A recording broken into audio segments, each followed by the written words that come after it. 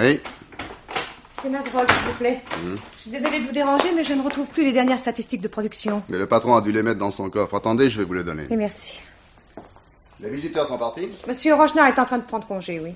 Les Vigneault. Oh, il fait les 100 pas en attendant le patron, mais j'ai dans l'idée qu'il va y avoir de l'orage. Jamais content, celui-là. Oh, bah, monsieur Vigneault est tout de même chef des services techniques depuis 12 ans. Avant que monsieur Rochenard ne devienne directeur, c'est toujours lui qui conduisait les visites. Monsieur Rochenard est le patron. S'il tient à épater les clients, c'est son droit. Tenez, voici vos statistiques. Merci, monsieur Nazrol. Non, tu m'embêtes, j'ai pas le temps. Alors, on dirait que vous aviez raison. Restons pas là, je tiens pas à m'en mêler. Ah, vous voyez? Je te préviens, Rochenard, fais attention. Tu as encore essayé de me faire passer pour un imbécile aux yeux de tout le monde, là. Mais ça, je ne supporterai plus. La prochaine fois, tout directeur général que tu sois, je te mets dans ma poche. Il n'y aura pas de prochaine fois. Dorénavant, et lorsqu'il s'agira de gros clients, je les guiderai tout seul. Dans les services techniques, je suis sur mon terrain. Je ne te Oui, permets... et moi, je suis directeur général partout. Oh, depuis 2 ans, oui. Seulement moi, il y a 12 ans que je suis dans la boîte. Et tout ce que tu exhibes avec des airs de propriétaire, c'est moi qui l'ai organisé. Désolé, mais tu as la folie des grandeurs, Vigneault. Tu es peut-être un excellent ingénieur, mais tu n'es pas le seul. Et je trouve que tu abuses singulièrement de notre camaraderie. Oh, notre camaraderie, elle est bien bonne, hein. S'il y a un sentiment qui ne t'a jamais embarrassé, c'est bien celui-là, par exemple. Tiens, mais ma centrale, tu t'arrangeais déjà pour deviner ce qui te dépassait. Prends garde, Vigneault. Ma patience a des limites. Désolé à mon tour, mais il y a trop longtemps que j'ai envie de vider mon sac. Depuis l'école et jusqu'à ta nomination ici, tu n'as cessé de grimper en t'attribuant le travail des autres. Oui, je sais, tu es ingénieur, tu sais commander, d'accord. Seulement, c'est tout de même pas ta seule valeur qui t'aurait amené là où tu es. Hein? Alors, un bon conseil, et pour la dernière fois, écarte de ton chemin qui tu voudras, mais ne viens plus m'attaquer sur mon terrain. Parce que moi, je te jure que je ne me laisserai pas faire. Que tu sois jaloux de moi m'a toujours laissé complètement indifférent. Mais tu viens de passer les bornes. Je n'ai qu'un mot à dire pour obtenir ta mutation, et je vais m'en occuper dès lundi. Oh, pourquoi me faire muter? Fais-moi l'on balancer pendant que tu y es. Hein? Et si par hasard tu as du mal à trouver un prétexte valable, eh ben... tu en fabriqueras un? Ce sera pas la première fois. Fous le camp, Vigneault, ça va mal finir. Ah, tu n'aimes pas beaucoup qu'on te la rappelle, cette saleté-là, hein? Fous le camp, je te dis. Ouais, rassure-toi, va. Je m'en vais. Seulement, pour ce qui est de ma mutation, je te conseille de réfléchir. Je ne m'appelle pas Thévenot, moi.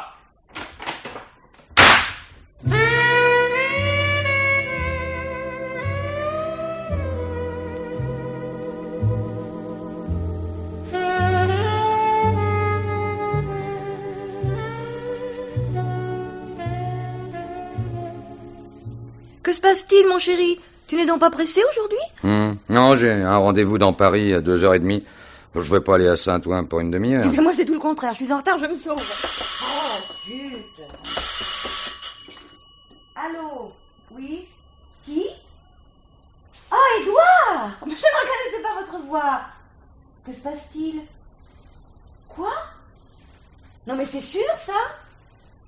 Ah ben ça, alors... Eh bien oui, que voulez-vous, je vais m'arranger. Mais non, c'est pas la peine, je sais pas encore quel train je prendrai. Va dites à Geneviève que je l'embrasse et que j'arrive.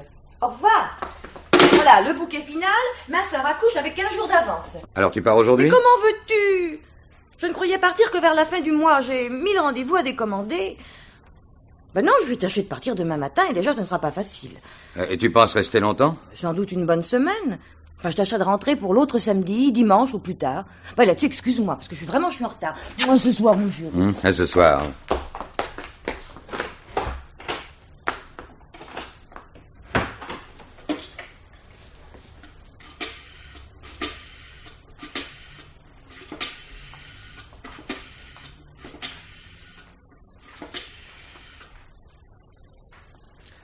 Allô? Allô, ici Rochenard. Il va falloir changer nos plans. Ma femme s'en va plus tôt que prévu. Et c'est durant le prochain week-end que je serai seul. Oui? Bon, très bien. D'accord pour samedi soir.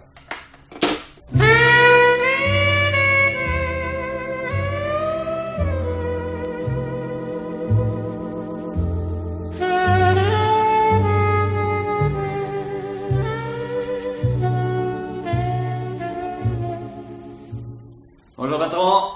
Bonjour. Voilà. Qu'est-ce qui se passe? Mal dormi? Non, très bien. C'est bon, j'ai dans l'idée qu'on va pas dormir beaucoup dans les jours à venir. Hein. Léon Widrich sort d'ici. Widrich, du complexe industriel. Oui, comme tu dis, du complexe. Une quinzaine d'usines, autant de filiales et des participations dans une trentaine de sociétés. Dans la métallurgie des métaux dont ferreux, c'est peut-être l'entreprise la plus importante de France. Et alors? À Saint-Ouen, l'usine de tête est l'une des plus modernes d'Europe. Elle fait travailler 6000 personnes. Et a pour directeur général un ingénieur du nom de Paul Rochenard. Il a disparu depuis lundi.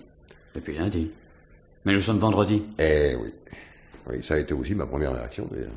Mais le vieux Widrich m'a fait remarquer sèchement que Paul Rochenard n'était pas le premier venu et que l'annonce de sa disparition pourrait avoir des conséquences graves. Sa petite enquête personnelle ayant échoué, il se décide à faire appel à nous, mais en nous promettant les pires ennuis si la presse s'en mêle. Cette blague. Dans une usine qui emploie 6000 personnes, il va pas le garder longtemps, son secret. Ouais, bon, ça, on verra bien. Hein. Enfin, pour l'instant, il s'agit de se lancer sur les traces d'un bonhomme qui a presque une semaine d'avance sur nous. Parce que sa disparition n'a été constatée que lundi matin. Mais il avait quitté l'usine samedi, à midi. Et personne ne l'a revu depuis. Il n'en a pas de femme, ce homme-là? Si, il était à Roubaix, auprès d'une sœur malade. Widrich l'a prévenu lundi soir, elle est rentrée aussitôt.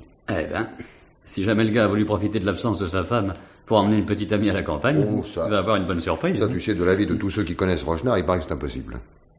Il est amoureux de sa femme, on ne lui a jamais connu de liaison, et de plus, c'est un ambitieux qui fait passer son travail avant tout. Alors, il est parti comment, de l'usine? il est parti avec sa voiture, qui a disparu d'ailleurs également. Tout le monde a d'abord pensé à un accident, évidemment, seulement depuis une semaine, hein, ça se saurait. Quelle marque, la voiture? Bah, tiens, voilà, ça s'affiche. J'ai déjà lancé un appel général. Ah bon? Et maintenant? Ah, et maintenant, on nage. S'il n'a pas eu d'accident, et s'il n'est pas parti volontairement, Rochenard n'a pu être qu'enlevé ou assassiné. Pourquoi pas? Un type de cette importance, ça doit avoir pas mal d'ennemis. Oui, le vieux Widrich prétend que non, mais j'ai l'impression qu'il voit les choses d'un peu haut. Enfin, de toute façon, comme il faut bien commencer par quelque chose, on va essayer de voir ça sur place. Allez, viens en route. Hein.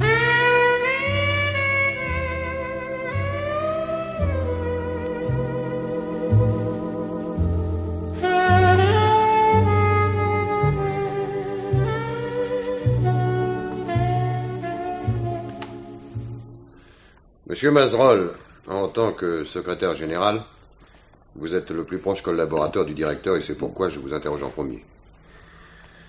J'ai besoin de me faire une idée sur la personnalité de monsieur Rochenard.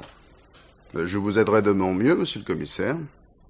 Cependant, je vous signale tout de suite que nos rapports ont toujours été strictement professionnels. Depuis combien de temps travaillez-vous ensemble? Je suis ici depuis 5 ans, mais monsieur Rochenard n'a été nommé qu'il y a 2 ans. Et vous prétendez qu'en 2 ans de collaboration quotidienne, vous n'avez jamais parlé d'autre chose que de travail? Je ne le prétends pas, je l'affirme. Monsieur Rochenard n'étant pas homme à parler de sa vie privée avec des subordonnés. Ah bon, je vois.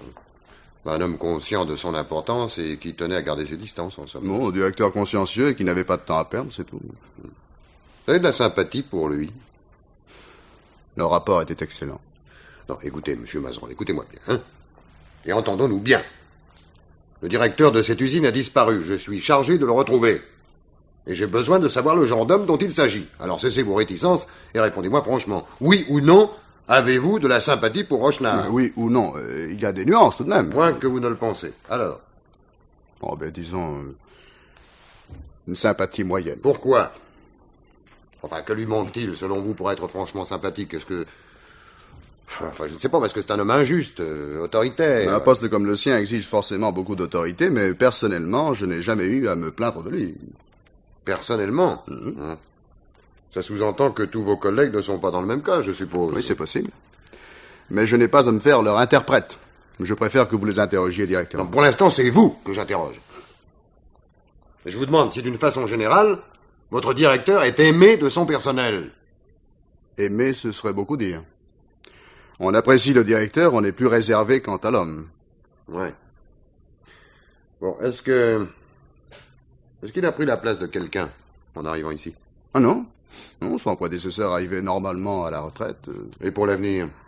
Enfin, en supposant qu'on ne retrouve pas Paul Rochenard, qui le remplacerait? Cette usine est la première des 15 usines Widrich. Cela fait au moins 14 directeurs qui peuvent raisonnablement briguer ce poste. Sans parler des sous-directeurs et des gens de l'extérieur. Oui. Bon, et Rochnard, lui, lorsqu'il a été nommé, était-il, le premier ayant droit? Du point de vue de l'ancienneté, non. Il n'a que 43 ans. C'est le plus jeune de tous les directeurs. Son ascension a été très rapide. Et régulière? Je ne comprends pas.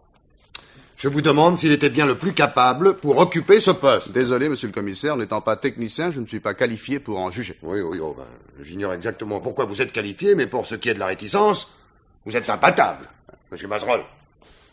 Enfin, ce sera tout pour l'instant. Veuillez m'envoyer la secrétaire particulière de monsieur Rochnard, je vous prie. Tout de suite, monsieur le commissaire. Eh ben, je vous admire, patron. Moi, je l'aurais un peu bousculé, le Blanc-Bec. Oui, ça n'aurait servi à rien. Il est assez intelligent pour répondre à côté, alors. Moi, je suis sûr qu'il nous cache quelque chose. Oui. Une histoire de femme, peut-être. On aurait dû lui poser la question. Je l'ai gardé pour la secrétaire, parce que, tu l'ignores peut-être, mais un homme cache plus facilement une maîtresse à sa femme qu'à sa secrétaire. Ça vient sans doute de ce que la maîtresse et la secrétaire sont souvent qu'une seule et même personne. Dans le cas présent, ça m'étonnerait. Vera le Noble m'a l'air d'une fille plutôt sévère. D'autre part, et d'après ce que nous savons déjà, j'ai pas l'impression que Rochnard soit un homme à mélanger son travail et sa vie privée. Alors de toute façon... Entrez, oui. Ah, mademoiselle le Noble. Entrez, je vous en prie. Non, soyez gentil de fermer la porte. Asseyez-vous. Merci. Mademoiselle le Noble, vous êtes la secrétaire particulière de monsieur Rochnard depuis plus d'1 an. Vous devez donc le connaître assez bien. 1 an, c'est bien court. Et M. Rochnard est un homme qui ne se livre guère. Vous n'êtes sa secrétaire que depuis 1 an, mais si je ne m'abuse, vous étiez déjà dans la maison. Au service commercial, oui, depuis 1 an. Comment êtes-vous monté en grade? M. Rochnard, vous connaissez? Non, c'est Mademoiselle Houtin, la secrétaire partante, qui m'a recommandé à lui. J'ai fait un essai de 3 mois et ça a marché. Elle prenait sa retraite, cette demoiselle Houtin? Non, mais elle avait déménagé et désirait trouver un emploi plus près de chez elle. Bon. Vous me dites que M. Rochnard est un homme qui ne se livre guère. Je veux bien vous croire, mais... Enfin, il vous arrive tout de même de parler un peu. Même très accaparé. Un directeur s'intéresse toujours plus ou moins... à la vie de sa secrétaire. Eh bien, pour lui, c'était plutôt moins. Et probablement par politesse. Il vous a jamais fait la cour? Ah non, ça jamais, non. Ah bon? Peut-être a-t-il déjà une maîtresse? Je l'ignore, mais ça m'étonnerait. Pourquoi? D'abord parce que je crois qu'il aime sa femme. Ça n'empêche rien, vous savez. Et aussi parce que c'est un homme très occupé. Et pour moi qui connais son emploi du temps, heure par heure, je ne vois vraiment pas où il prendrait celui de voir une maîtresse. Bon, alors admettons et passons à autre chose. J'ai trouvé dans le bureau de votre patron un pistolet automatique. Que pouvait-il craindre, à votre avis? Rien d'autre que d'éventuels cambrioleurs, je suppose. Il y a souvent pas mal d'argent dans le coffre et il arrive que M. Rochnard travaille le soir, quand ce n'est pas le dimanche. Vous ne lui connaissez pas d'ennemis? Non.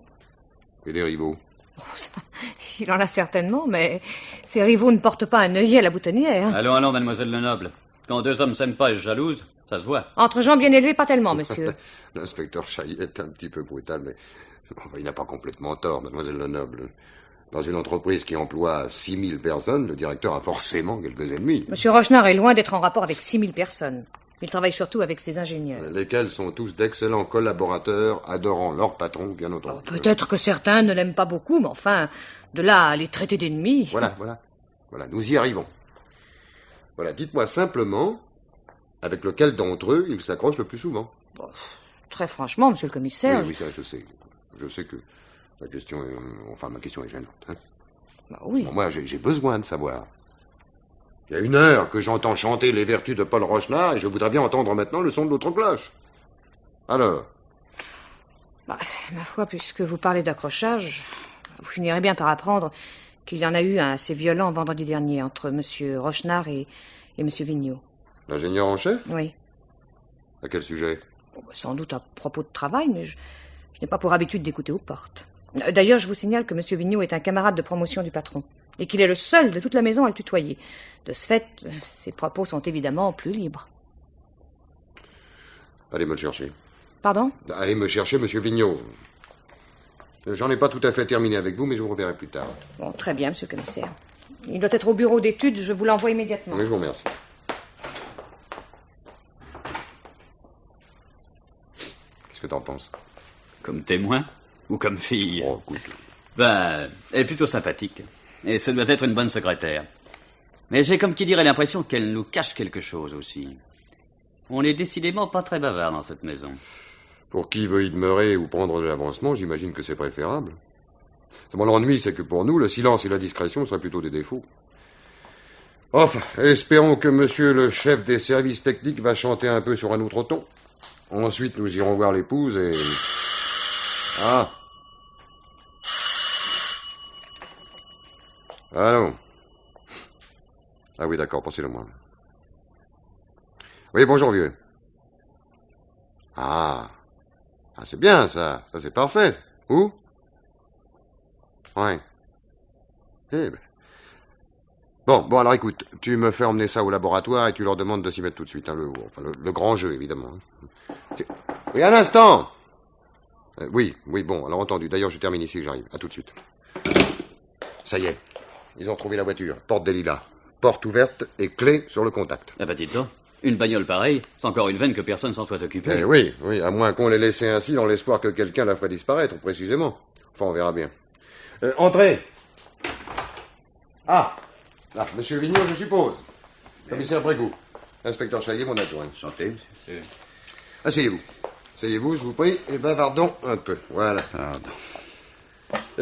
Vous êtes, m'a-t-on dit, un ami de monsieur Rochenard, que vous tutoyez? Non. Pardonnez-moi de vous interrompre, monsieur le commissaire, mais vous avez dû mal comprendre. Je tutoie Rochenard, c'est exact, mais on n'a pas pu vous dire que j'étais son ami.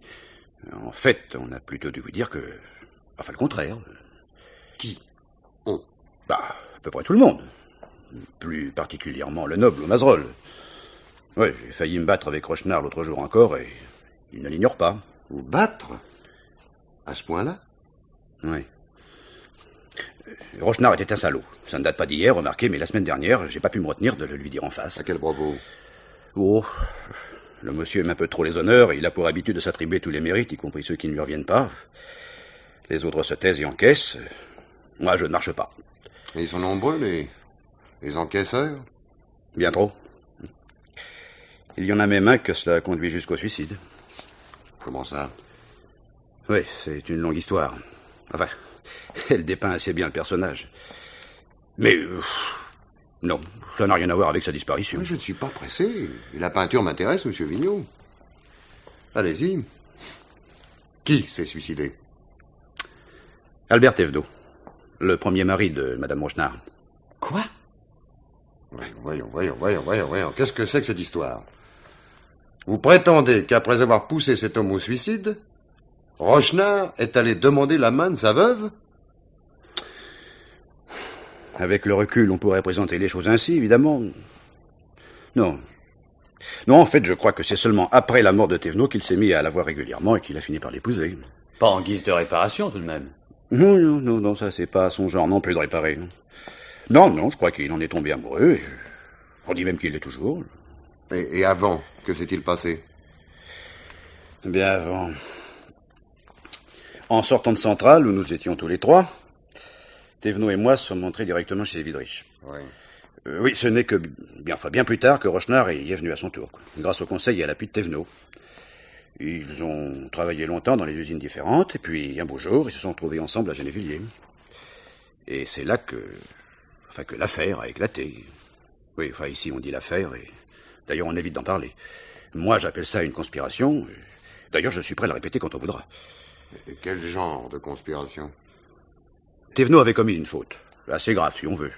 Mais par pure naïveté, sans arrière-pensée, c'était un brave type, franc comme l'or, qui ne voyait le mal nulle part. Alors, et un jour, en faisant visiter nos installations à un groupe d'ingénieurs étrangers, il en a un peu trop dit sur une technique de fabrication qui était tenue secrète. Oui, ça méritait une bonne engueulade, à l'extrême rigueur un blâme au dossier, mais certainement pas un licenciement.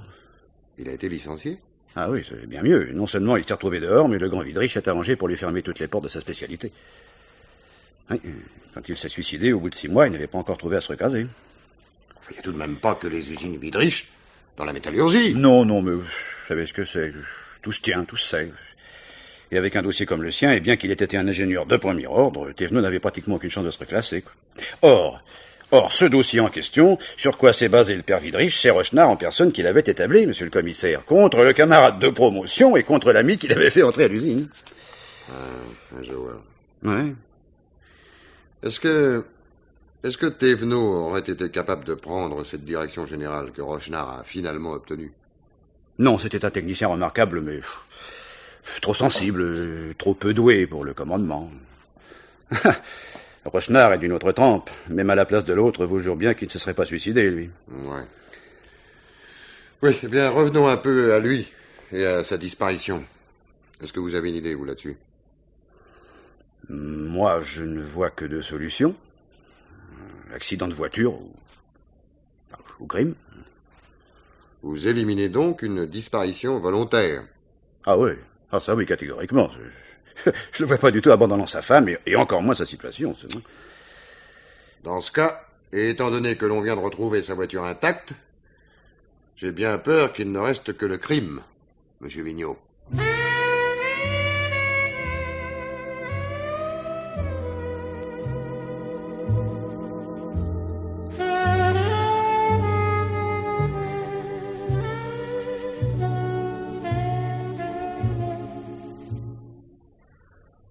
Donc, Madame Rochenard, c'est votre femme de ménage qui a été la dernière à voir votre mari?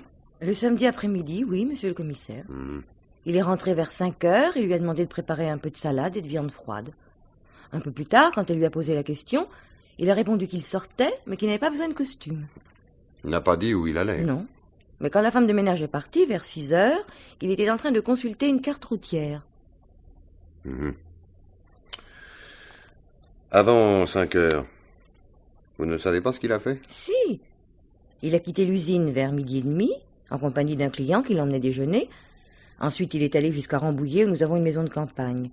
Il est arrivé vers 3h30 et est resté environ 1 heure.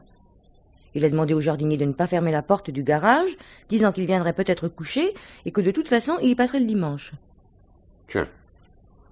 Vous ne trouvez pas curieux qu'il soit allé jusqu'à Rambouillet? On n'y passait qu'1 heure? Non, ça nous est arrivé plus d'une fois. En prenant l'autoroute, c'est si rapide. Enfin, tout de même. Étant donné qu'il avait l'intention d'y revenir le soir ou le lendemain, moi je croirais plus volontiers qu'il y est allé chercher quelque chose. Hein? Alors si ça ne vous ennuie pas, j'aimerais que nous allions voir ça ensemble demain matin. J'en profiterai pour poser encore quelques questions à votre jardinier. J'ai bien peur qu'il ne vous apprenne rien d'autre. Mais je suis à votre disposition, monsieur le commissaire. Je vous remercie, madame. Maintenant, tenez, venez par ici et voulez-vous regarder ceci? Oui. C'est la liste de tout ce que nous avons retrouvé dans la voiture et je voudrais que vous me disiez si à première vue, enfin, il manque quelque chose. Attendez, porte-cigarette, briquet, carte... Non. Non, après... Mais si! Il manque son revolver. Ah non, le revolver, nous l'avons retrouvé dans son bureau. Mais c'est pas le même. Il y en avait un autre qui ne quittait jamais le vide-poche de sa voiture. 2 armes? Mais 3 même. Il y en a un ici aussi. Nous avons là des objets de grande valeur et... Quant à celui de la voiture, mon mari circulait souvent la nuit. Oui, madame, si tous les automobilistes qui roulent la nuit devaient être armés... Oui, mais mon mari a des autorisations parfaitement en règle. Mais je vous crois volontiers, madame Rochenard, je vous crois volontiers. Néanmoins, 3 revolvers, hein? Et pour un homme dont vous m'avez dit qu'il n'avait pas d'ennemis, je trouve que ça commence à faire beaucoup.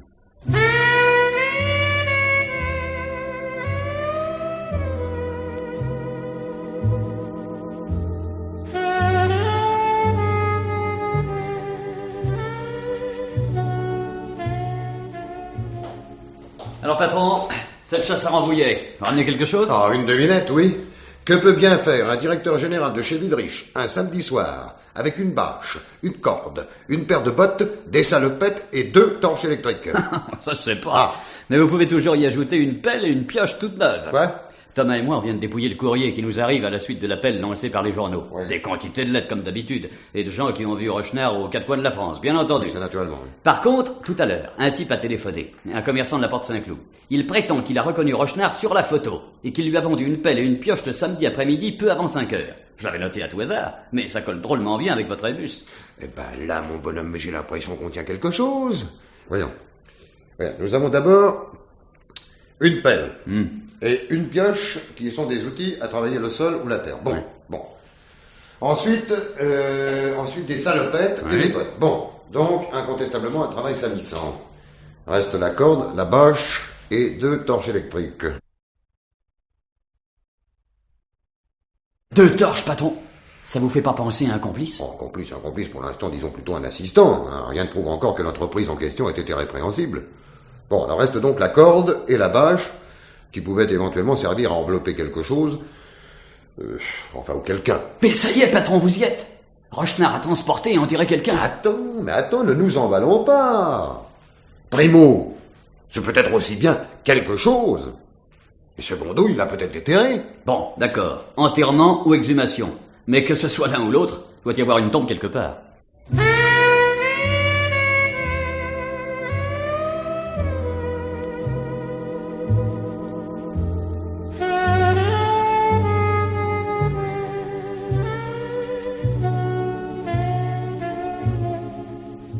Je vous en supplie, monsieur le commissaire, dites-moi la vérité.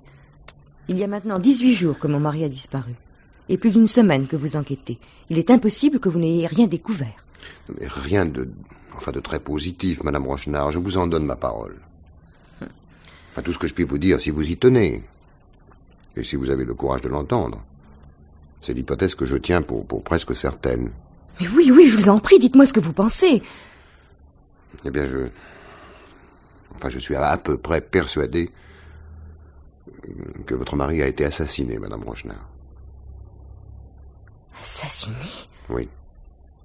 Mais pourquoi? Par qui? Par qui?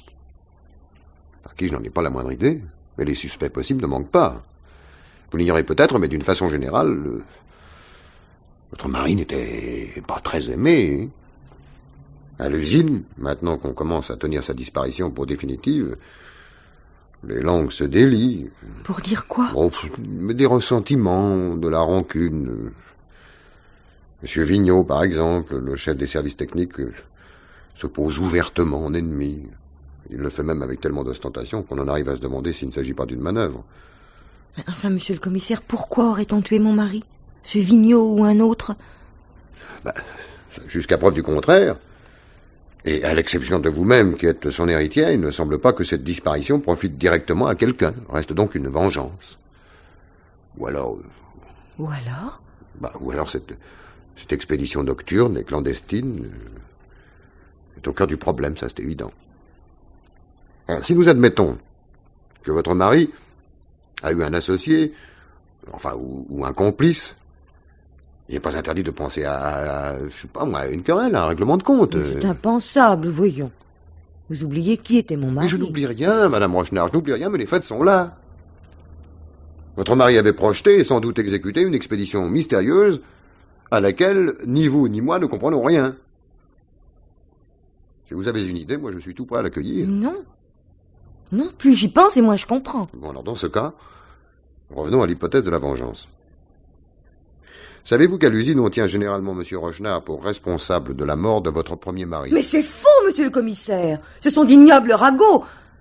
Il est facile de salir les gens lorsqu'ils ne sont plus là pour se défendre. Je n'ai pas l'habitude de fonder mes convictions sur des ragots, Madame Rochenard.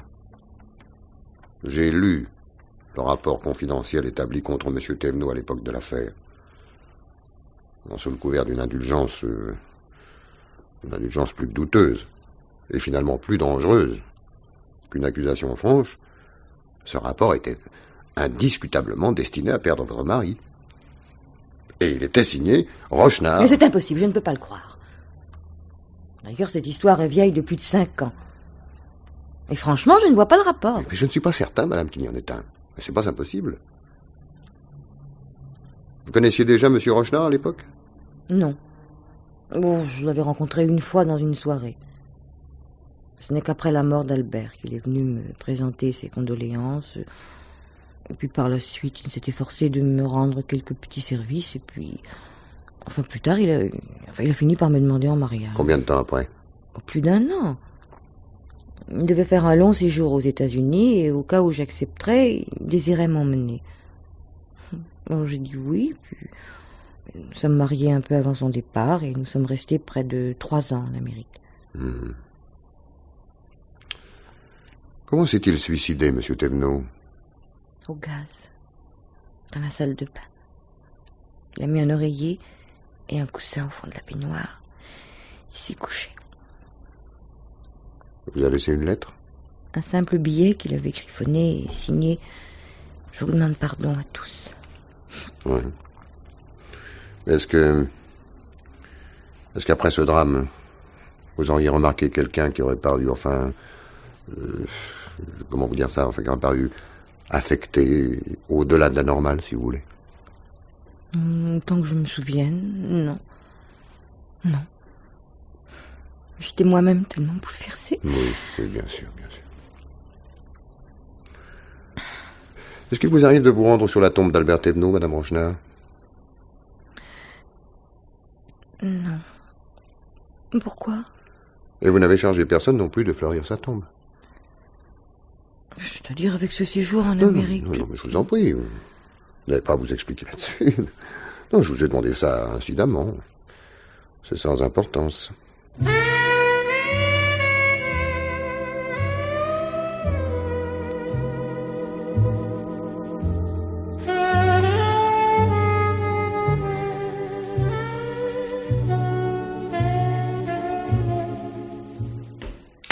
Bonjour, patron. Ah bah te voilà, toi. Je t'ai attendu jusqu'à 8h hier soir. Ah oui, je m'en doute. J'étais en pleine interview. Il n'y avait pas de téléphone. Non. Plus tard, j'ai essayé d'appeler chez vous, mais ça répondait pas. Bon, alors, c'est cette fameuse affaire Sokolov. Eh ben, ça n'a pas été tout seul. C'est une vieille histoire et les mémoires sont plutôt défaillantes. Ça, je m'en doute. Mais j'ai tout de même récolté quelque chose. Et je crois que j'ai fait une découverte de taille. Peu après la mort de Sokolov, Vera Lenoble a acheté un très bel immeuble de 6 étages. Mais bravo, mais c'est formidable. Attends une seconde.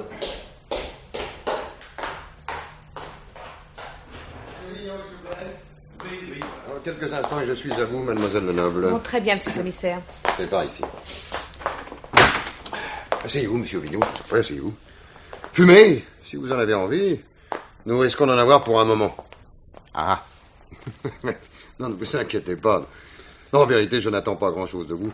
Et je vous ai surtout convoqué pour ne pas éveiller les soupçons de mademoiselle Lenoble. Je comprends pas. Oui, en la convoquant seule, je l'aurais probablement mise en garde. On se m'arrangeait pas, quoi. Oui, mais franchement, monsieur le commissaire, j'aime pas beaucoup ça. Si quelqu'un a tué Rochenard, que ce soit Lenoble ou n'importe qui d'autre, j'aurais plutôt envie de le féliciter que de vous aider à le prendre. Je salue votre franchise, mais pourquoi êtes-vous tellement persuadé que votre directeur est mort? Oh, parce que j'ai bien connu l'oiseau. Il n'y avait que la mort pour lui faire abandonner ses chars d'usine. Vous ne les aimez pas, vous, les usines? Pas à ce point-là, non. Et pourtant, avec un peu de chance, vous pourriez peut-être en hériter de cette direction. Non seulement ça m'étonnerait, mais je ne suis même pas certain que ça me ferait plaisir. Bon, enfin, passons. Que vous en ayez envie ou non, je vais récapituler devant vous les éléments les plus importants de cette affaire et je vous demanderai de m'arrêter si quelque chose vous paraît impossible. Enfin, impossible ou faux. Non sans préciser, puisque vous avez des scrupules, que votre témoignage pourrait aussi bien être à décharge. Pour tout vous dire, je n'en sais rien moi-même et seule la vérité m'intéresse. Bon, parfait. Allez toujours, on verra bien. Bon, alors voilà. Je pense, comme vous, et depuis un certain temps déjà, que Paul Rochenard a été assassiné. Par vengeance ou alors par intérêt, et par quelqu'un qui espère lui succéder. Impossible, ça. Pourquoi? Parce que personne, mais alors là, vraiment personne ne peut prévoir qui succédera finalement à Rochenard. Ah bah ça c'est parfait, dans un sens ça m'arrange. Car je suis à peu près persuadé qu'on a tué Rochenard pour venger Albert Thévenot. Oh. Plus de 5 ans après. N'oubliez pas que les Rochenard ont passé près de 3 ans aux États-Unis.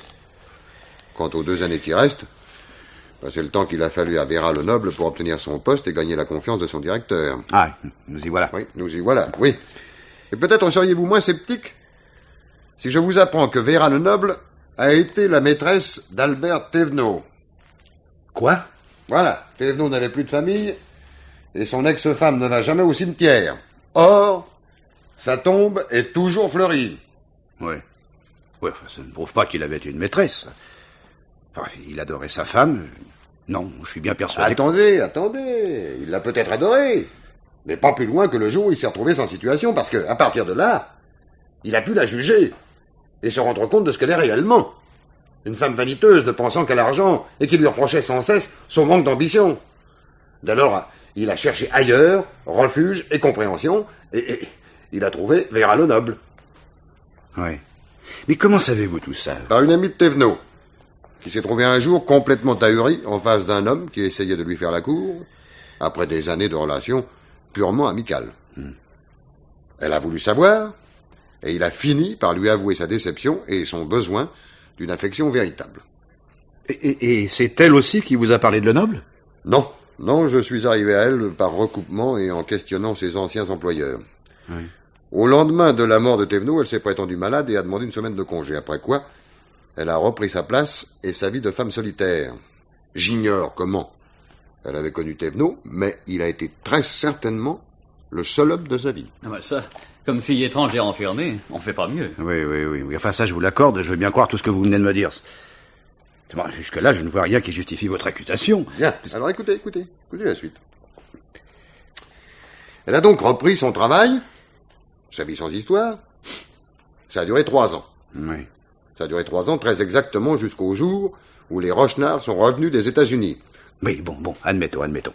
N'empêche que, pour l'instant, vous n'avez jamais qu'une présumée coupable et un mobile supposé pour un crime sans cadavre. Hein? Oui, ça vous n'avez pas tort, oui. Mais Rochenard était un numismate enragé. Et quand je vous aurais dit que mademoiselle Lenoble a probablement eu entre les mains l'une des plus belles collections d'Europe, vous conviendrez qu'elle n'a peut-être pas eu beaucoup de mal pour entraîner son patron dans un endroit désert, comme vous dites. Vous n'avez jamais entendu parler de l'affaire Sokolov? Oh, non. Elle a fait un certain bruit, pourtant. Enfin, il est vrai qu'il y a pas mal d'années de ça. Sokolov était un Russe émigré. Un type assez étonnant. Le peu de fortune qu'il avait pu sauver, il l'avait consacré à enrichir sa collection de pièces et de médailles anciennes. Et lorsqu'il s'est trouvé sans un sou, plutôt que de sacrifier la dite collection, il est devenu escroc. Alors la police a fini par lui mettre la main dessus, mais seulement lui a mis la main dessus à l'hôpital. Et alors qu'il se mourait. Et personne n'a jamais su ce qu'était devenu sa fameuse collection. Oui, mais enfin, quel rapport avec Vera Lenoble? Ah, ben voilà. Quand je suis allé chez Rochenard, j'ai vu pas mal de médailles. Et sa femme m'a expliqué de quoi il retournait. J'ai pas fait très attention, ça je l'avoue. Mais quelques jours plus tard, en contrôlant l'état civil de Vera Lenoble, et en apprenant qu'elle était née d'une mère russe nommée Sokolov, je vous jure que j'ai fait un bond. Ah oui. Votre secrétaire de direction était la nièce de Sokolov, et sa seule parente. Et quelques mois après la mort de son oncle, elle a fait l'acquisition d'un fort bel immeuble dans Paris. Ça, Vera propriétaire. Eh oui, monsieur Vigneault, Vera propriétaire. Elle a dû récupérer la collection et la vendre. Ce qui ne l'aura pas empêché, le moment venu, de faire croire à Rochenard qu'elle était toujours enterrée quelque part, pour l'entraîner dans une expédition piège. Avouez qu'elle ne pouvait pas trouver mieux. Si elle avait tellement envie de tuer Rochenard, elle aurait tout de même pu trouver plus simple, vous ne croyez pas? Vous oubliez madame Rochenard ex-Thévenot, laquelle ne pourra ni hériter, ni se remarier, tant qu'on n'aura pas retrouvé le corps de son mari.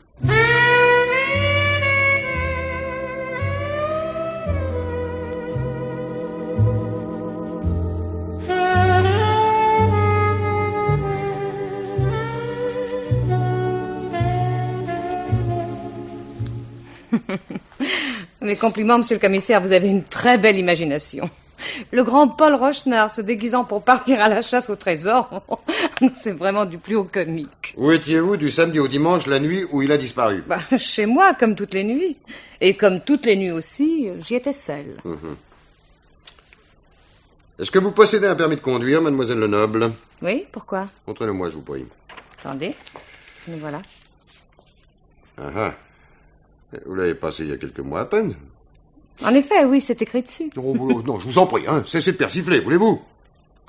La vérité, c'est que vous avez passé votre permis parce que vous saviez qu'une fois votre crime accompli, il vous faudrait ramener la voiture de Rochenard. Oui, c'est amusant aussi, mais j'ai une explication moins romanesque.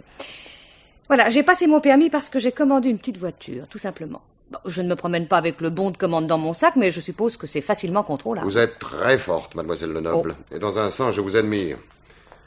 Malheureusement pour vous, il était impossible de monter une pareille machination sans laisser quelques traces. Et vous n'avez pas toujours pu éviter de mentir, car vous m'avez menti, en affirmant que la précédente secrétaire de Paul Rochenard avait cherché un emploi plus près de chez elle. C'est vous! C'est vous seul qui l'avez cherché, trouvé, et qui êtes ensuite allé le lui proposer afin d'obtenir sa place. Depuis que vous êtes entré chez Widrich, vous n'avez qu'un but, devenir la secrétaire de Rochenard. Je m'incline devant votre perspicacité, monsieur le commissaire, et j'avoue. Mais je vous signale tout de même que ce n'était là qu'une étape, et que ma véritable ambition était de devenir sa maîtresse. Ce que je suis effectivement devenue. Quoi? Vous étiez la maîtresse de votre patron? Oui. Depuis combien de temps? Depuis 6 mois seulement. Ah. Mais il avait commencé de me faire la cour bien avant ça. Bon Dieu. C'est d'ailleurs lui qui a eu l'idée de me faire fréquenter Mademoiselle Houtin et lui trouver une place. Il tenait à m'avoir à ses côtés, mais sans éveiller les soupçons, bien entendu. Mais oui, je vois. Puis-je vous demander où vous êtes devenue sa maîtresse? Pourquoi pas un récit de l'événement tant que vous y êtes? Oh, je ne suis pas dupe de votre air choqué, mademoiselle Lenoble. Mais ça fait rien. Ça fait rien. Vous pouvez disposer, je vous remercie. Pardon? Mais je dis, vous pouvez disposer. Vous êtes libre. Ah bon? Bon. Eh ben, Au revoir, messieurs. À bientôt, mademoiselle Lenoble. À très bientôt, sans doute. Profitez bien de votre liberté, je ne vous garantis pas qu'elle durera très longtemps.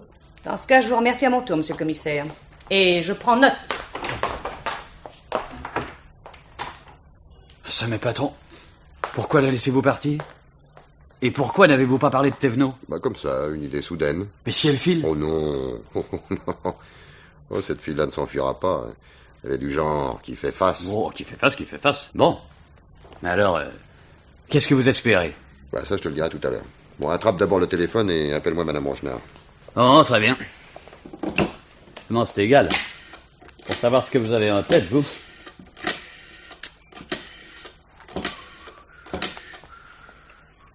Allô? Allô, madame Rochenard? Quittez pas. Merci. Commissaire Brigoux à l'appareil. Bonsoir, madame Rochenard. Oh, bonsoir, monsieur le commissaire. Du nouveau? Oui, et qui va peut-être vous surprendre. J'ai découvert que votre premier mari avait une maîtresse. Albert? C'est impossible, vous devez vous tromper. Peut-être changerez-vous d'avis lorsque je vous aurai dit son nom. Il s'agit de Vera Lenoble.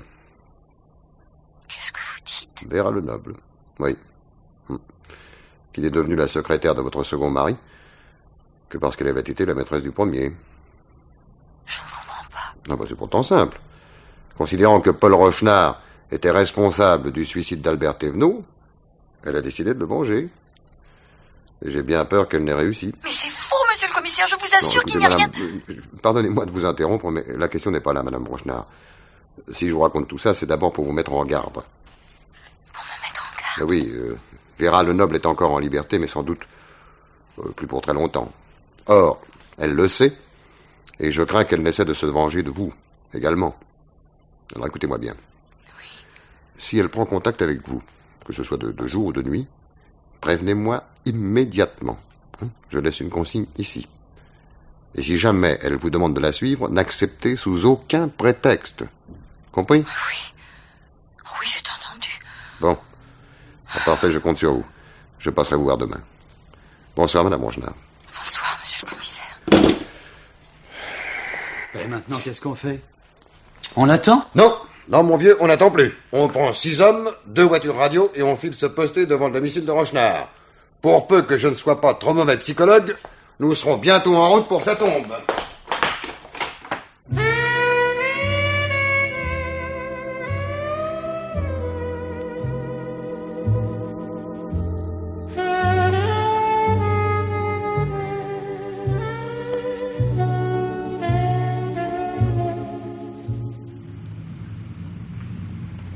Faites attention dans les lignes droites, ne suivez pas trop près. Entendu, commissaire. 140. Elle se défend pas mal avec un volant, la petite dame Rochenard. C'est égal, je comprends pas. Vous lui téléphonez spécialement pour la mettre en garde contre Vera Lenoble, et voilà qu'elle l'emmène dans la nature et en pleine nuit.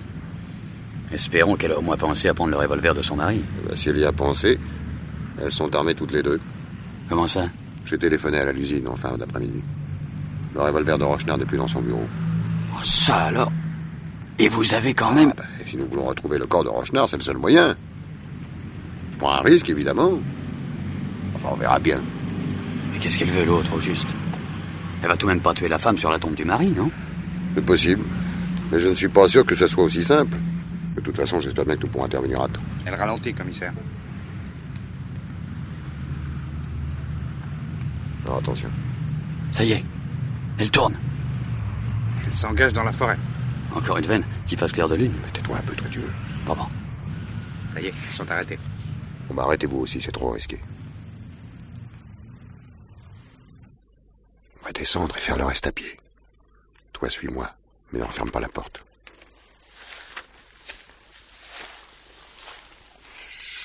Regardez, patron.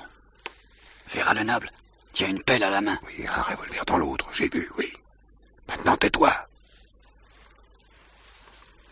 Les mains en l'air, toutes les deux! Eh ben ça y est, on a gagné.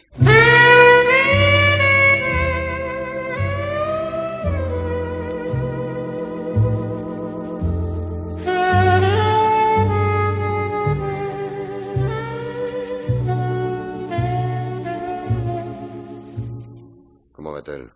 Et la piqûre du toubib l'a un peu abruti, mais la crise est passée. Et là-bas? La voiture vient d'emmener les corps de Rochenard et de Vera le Noble. On a retrouvé dans la tombe tout le matériel de l'expédition. Et aussi le revolver de la voiture. C'est égal. Quand il a acheté ses joujoux, Rochenard ne devait pas se douter qu'ils serviraient tous. Ni qu'ils se retrouveraient ici les trois ensemble. Vera le Noble a dû le subtiliser pendant le trajet. Après quoi, et avant de l'utiliser, elle aura tranquillement regardé Rochenard en train de creuser sa tombe. Et vous croyez vraiment qu'il s'est pas méfié? Elle avait dû lui montrer un plan, ou des lettres de son oncle. Sokolov est mort non loin d'ici. Et je suis bien persuadé qu'elle l'a emmené à l'endroit même où la collection avait été effectivement enterrée. Dommage qu'elle soit morte tout de même.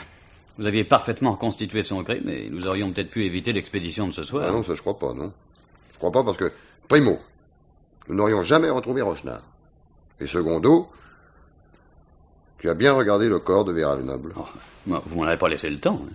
D'ailleurs, moi, vous savez, ce genre de spectacle... Non, c'est pas très réjouissant, d'accord, mais c'est souvent instructif. Tiens, appelle-moi Madame Rochenard, tu veux? Pourquoi faire?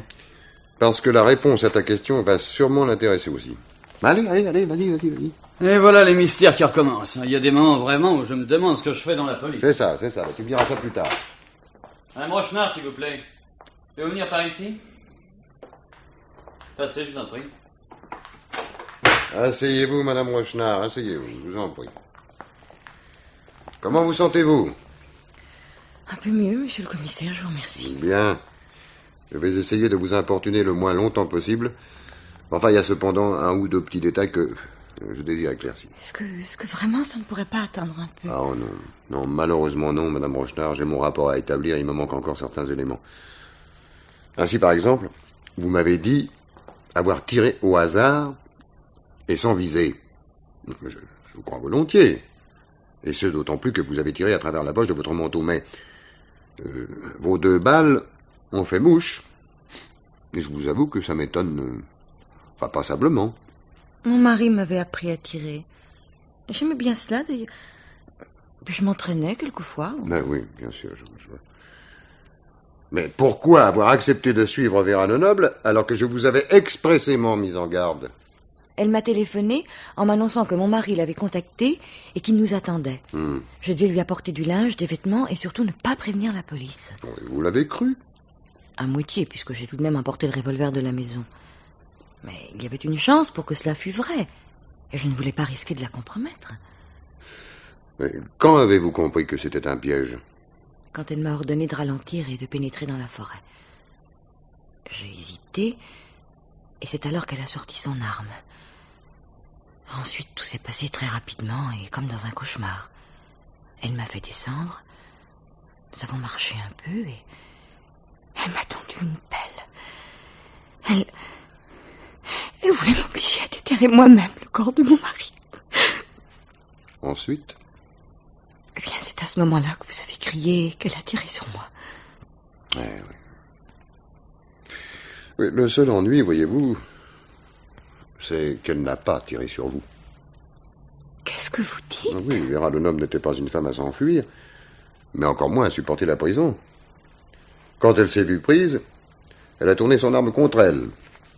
Et elle s'est tiré une balle en plein cœur. Lorsque les deux vôtres l'ont atteinte, elle était déjà morte. Mais comment aurais-je pu deviner? Elle m'avait tellement menacée. De vous tuer? Oui. Non, vous m'étonnez. Telle que j'ai pu la connaître, elle vous aurait plutôt laissé vivre avec le souvenir de cette nuit épouvantable. Elle m'a répété plusieurs fois que j'allais rejoindre mon mari. Elle était comme folle. Vous mentez, Madame Rochenard. Pardon? Vous mentez. Et vous n'avez cessé de mentir. Lorsqu'elle vous a téléphoné, vous avez parfaitement deviné qu'elle voulait vous emmener sur la tombe de votre mari. Et si vous avez accepté de la suivre, c'est que cela vous arrangeait doublement. Car non seulement une fois le corps de votre mari retrouvé, vous alliez pouvoir hériter, mais c'était également pour vous une merveilleuse occasion de tuer Vera le Noble en prétextant la légitime défense. Mais c'est complètement ridicule, voyons. Pourquoi aurais-je voulu la tuer? Mais vous l'avez décidé à l'instant même où je vous ai appris qu'elle avait été la maîtresse de votre premier mari. Vous vous y êtes cru obligé, mais vous vous êtes trompé, Madame Rochenard.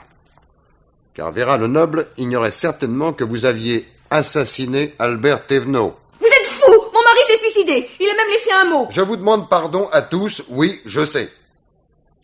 Mais ce à tous m'avait fort intrigué. Alors voyez-vous, j'ai cherché à en connaître la raison.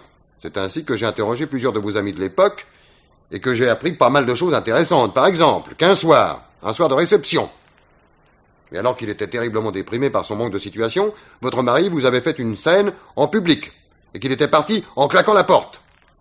Seulement un peu plus tard, en racontant cela à une amie que j'ai interrogée, il a dit aussi qu'il avait eu des remords et que n'osant plus se montrer, il était venu déposer un billet d'excuse dans l'entrée. Je vous demande pardon à tous, très certainement. Vous êtes en train d'échafauder une histoire ridicule, c'est insensé! La même amie m'a conté aussi que vous faisiez une vie impossible à votre mari, l'accusant entre autres d'être un pauvre type et un incapable, à tel point que certains jours, pour ne plus vous entendre, il lui arrivait de prendre un somnifère et d'aller dormir dans la baignoire. Qui vous a raconté ça? Qu'importe.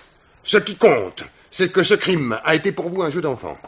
Votre mari dormant dans la baignoire, vous ouvrez le gaz, et vous partez en course après avoir déposé auprès de lui le fameux billet que vous n'aviez montré à personne, bien entendu, mais dont votre mari, malheureusement pour vous, avait parlé par la suite. Voilà, Madame Rochenard. C'est une fable inouïe. Pourquoi l'aurais-je tué? Parce que vous n'en pouviez plus de ce mariage. Parce que Thévenot n'était pas le jouet que vous aviez cru en l'épousant.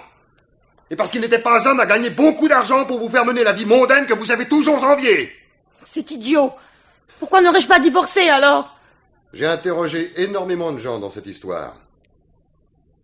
Et je peux répondre à ça aussi. Vous ne pouviez pas songer au divorce parce que vous aviez encore votre père. Il est mort depuis et vous a laissé une assez jolie fortune, mais c'était un homme austère et qui vous aurait déshérité de moitié si vous aviez seulement parlé de divorce. Si bien que pour être libre et pour dénicher un Rochenard quelconque, vous n'aviez que la ressource de tuer votre mari. Vous avez bien failli réussir un crime parfait, Madame Rochenard. Et je reconnais que le hasard vous a joué un méchant tour. Parce qu'en tombant sur un imprévu qui s'appelait Vera le Noble, vous n'aviez pour ainsi dire aucune chance de vous en tirer.